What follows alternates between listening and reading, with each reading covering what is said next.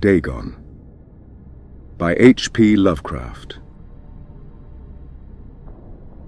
I am writing this under an appreciable mental strain, since by tonight I shall be no more. Penniless, and at the end of my supply of the drug which alone makes life endurable, I can bear the torture no longer, and shall cast myself from this garret window into the squalid street below. Do not think from my slavery to morphine that I am a weakling or a degenerate.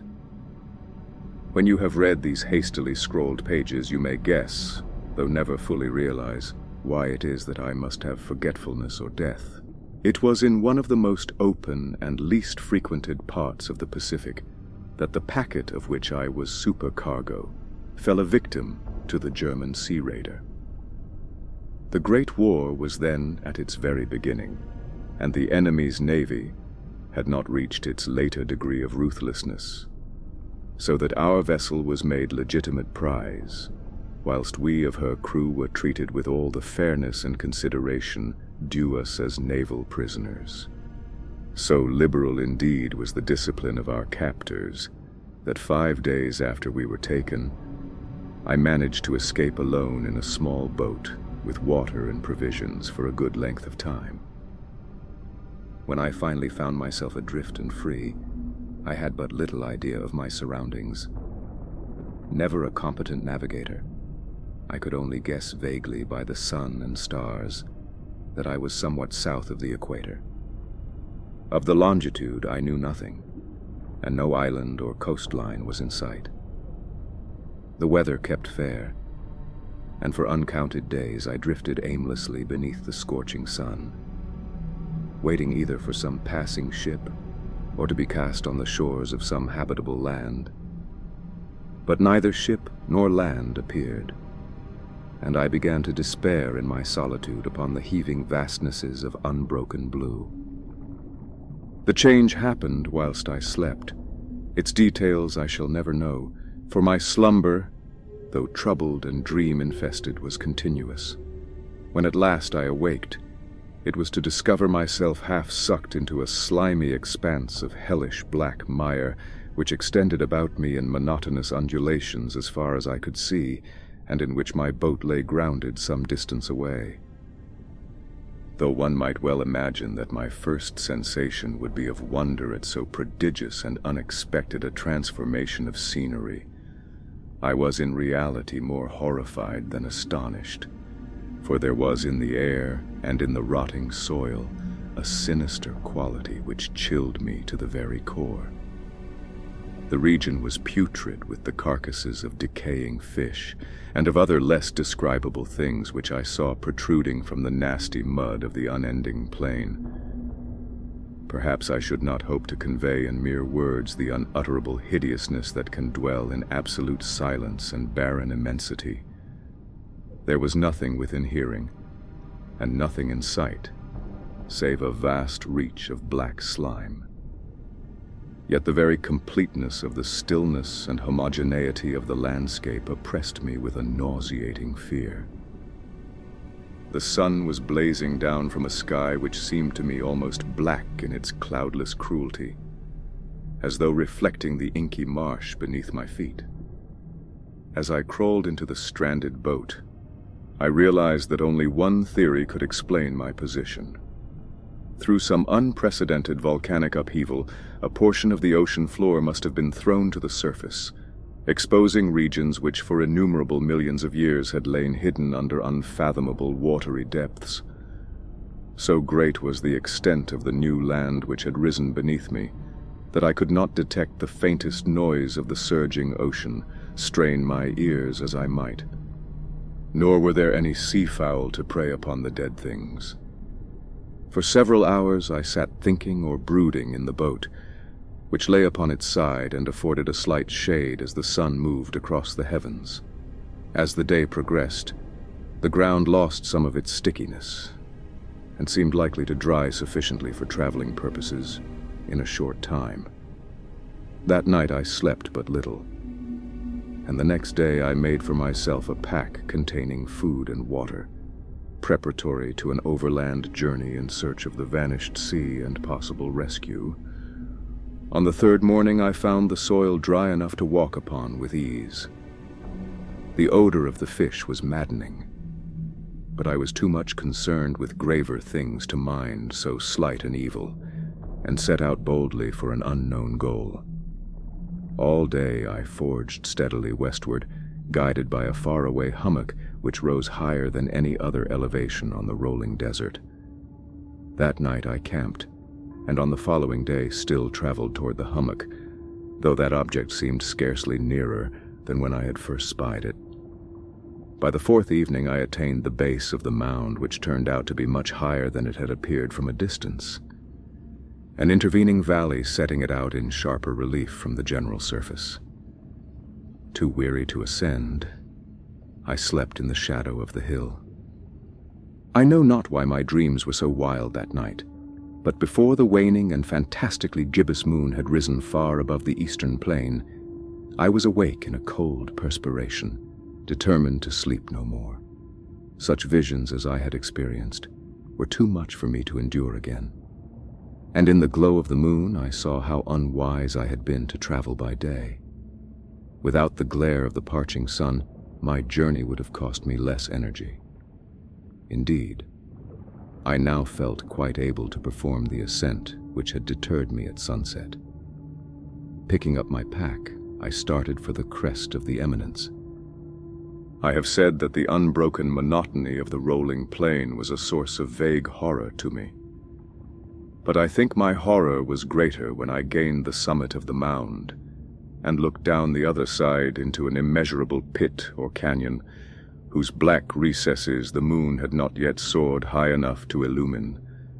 I felt myself on the edge of the world, peering over the rim into a fathomless chaos of eternal night. Through my terror ran curious reminiscences of Paradise Lost, and of Satan's hideous climb through the unfashioned realms of darkness. As the moon climbed higher in the sky, I began to see that the slopes of the valley were not quite so perpendicular as I had imagined. Ledges and outcroppings of rock afforded fairly easy footholds for a descent, whilst after a drop of a few hundred feet, the declivity became very gradual. Urged on by an impulse which I cannot definitely analyze, I scrambled with difficulty down the rocks and stood on the gentler slope beneath, gazing into the Stygian deeps where no light had yet penetrated. All at once my attention was captured by a vast and singular object on the opposite slope, which rose steeply about 100 yards ahead of me, an object that gleamed whitely in the newly bestowed rays of the ascending moon. That it was merely a gigantic piece of stone, I soon assured myself. But I was conscious of a distinct impression that its contour and position were not altogether the work of nature. A closer scrutiny filled me with sensations I cannot express, for despite its enormous magnitude and its location in an abyss which had yawned at the bottom of the sea since the world was young, I perceived beyond a doubt that the strange object was a well-shaped monolith whose massive bulk had known the workmanship and perhaps the worship of living and thinking creatures. Dazed and frightened, yet not without a certain thrill of the scientist's or archaeologist's delight, I examined my surroundings more closely.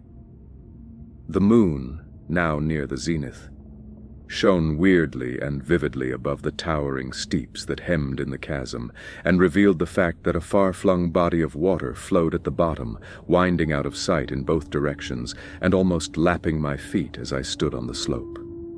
Across the chasm, the wavelets washed the base of the Cyclopean monolith, on whose surface I could now trace both inscriptions and crude sculptures.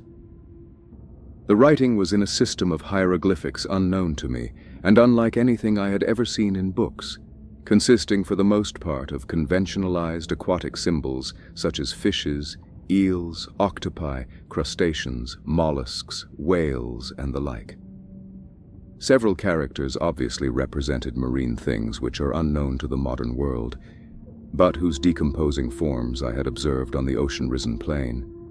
It was the pictorial carving, however, that did most to hold me spellbound. Plainly visible across the intervening water on account of their enormous size were an array of bas-reliefs whose subjects would have excited the envy of a doré. I think that these things were supposed to depict men, at least a certain sort of men, though the creatures were shown disporting like fishes in waters of some marine grotto, or paying homage at some monolithic shrine which appeared to be under the waves as well.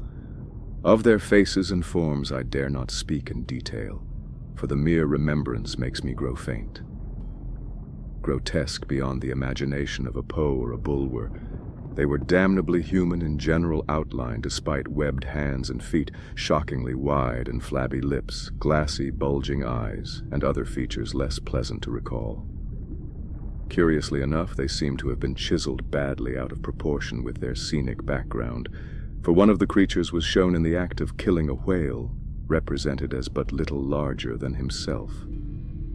I remarked, as I say, their grotesqueness and strange size, but in a moment decided that they were merely the imaginary gods of some primitive fishing or seafaring tribe, some tribe whose last descendant had perished eras before the first ancestor of the Piltdown or Neanderthal man was born. Awestruck at this unexpected glimpse into a past beyond the conception of the most daring anthropologist, I stood musing whilst the moon cast queer reflections on the silent channel before me. Then suddenly I saw it. With only a slight churning to mark its rise to the surface, the thing slid into view above the dark waters. Vast, Polyphemus-like and loathsome, it darted like a stupendous monster of nightmares to the monolith, about which it flung its gigantic scaly arms, the while it bowed its hideous head and gave vent to certain measured sounds. I think I went mad then. Of my frantic ascent of the slope and cliff, and of my delirious journey back to the stranded boat, I remember little. I believe I sang a great deal, and laughed oddly when I was unable to sing. I have indistinct recollections of a great storm some time after I reached the boat. At any rate, I know that I heard peals of thunder and other tones which nature utters only in her wildest moods. When I came out of the shadows, I was in a San Francisco hospital, brought thither by the captain of the American ship which had picked up my boat in mid-ocean.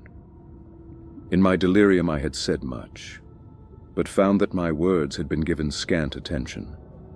Of any land upheaval in the Pacific, my rescuers knew nothing, nor did I deem it necessary to insist upon a thing which I knew they could not believe.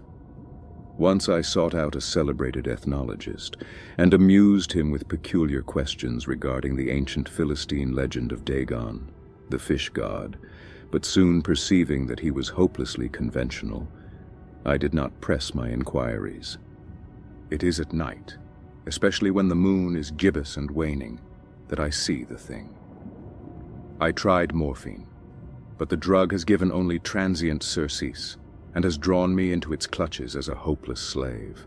So now I am going to end matters, having written a full account for the information or the contemptuous amusement of my fellow men. Often I ask myself if it could not all have been a pure phantasm, a mere freak of fever as I lay sun-stricken and raving in the open boat after my escape from the German man-of-war. This I ask myself, but ever does there come before me a hideously vivid vision in reply.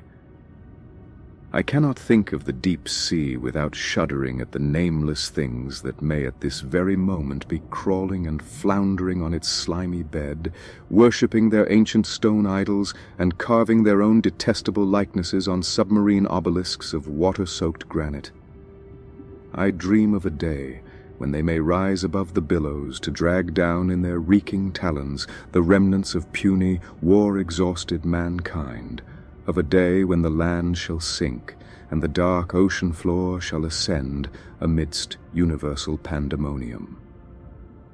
The end is near. I hear a noise at the door, as of some immense, slippery body lumbering against it. It shall not find me.